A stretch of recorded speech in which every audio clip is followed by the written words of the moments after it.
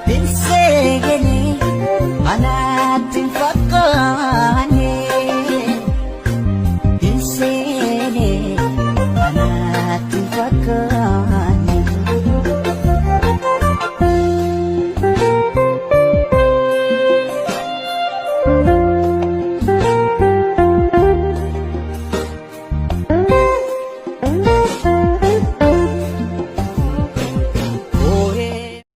warahmatullahi wabarakatuh.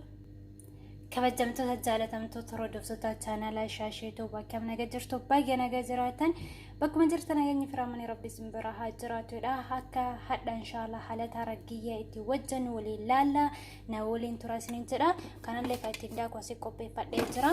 Kun dammoo juuza raggee jechuudha. Biyya keenya afaan biyya keenya hin dagadhee dhiifama. Habihabamu maal jedhama. Isa kana juuzii godhadha.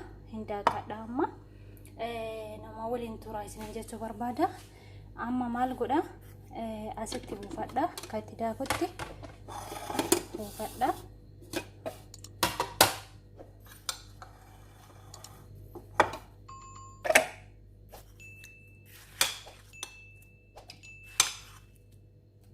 Haala kanaan juuzii godhadha. Hedduu bareeda juuziin raggee uumamaati. Sukkara waan takka kan qabne isa qofa hojjettanii dhuguus ni dandeettanii. Akkasuma na'anaa ananaasii waa hedduu waliinis kun nuti buufadhee jira. Amma hindaakkadha.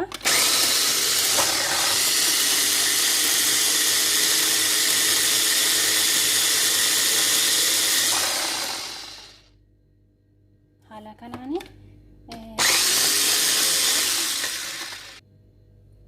haala kana ta'eera juusii isaa. Amma dammoo joogi buufadha.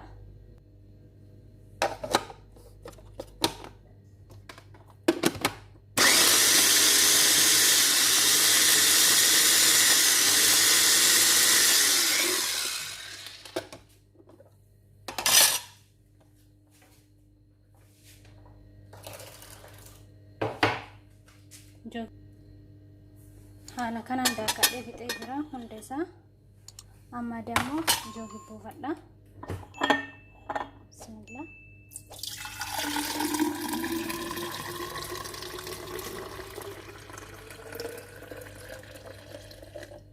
Haala kanaani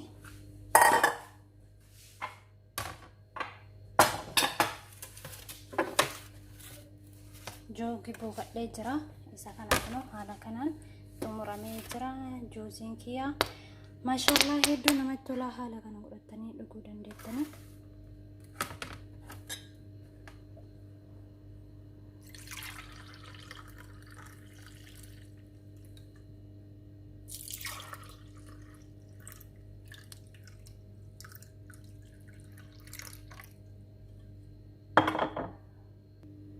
Haala kanaan xumuramee jira. Mashallah zeriin kiyya haala kana gootanii dhuguu dandeettanii. Hedduu bareeda mi'aawaadha. Haala kana baay'ee tola isin jira. Haala kanaan hojjettanii juuzii habamoo akkasuma raggee jedhamu haala kanaan dhuguu dandeettanii. Sukkara waan tokko hin qabu. Cimmaaqii waa jalatti godhattanii illee akkana fayyadamuu dandeettanii. Baay'ee bareeda isin jedha. Sumaan chaanala Shaasheetuu like subscribe godhuu hin dagatinaa. Waan daawwataniif galatooma. Assalaamu alaykum warahmatullahi wabarakatuh.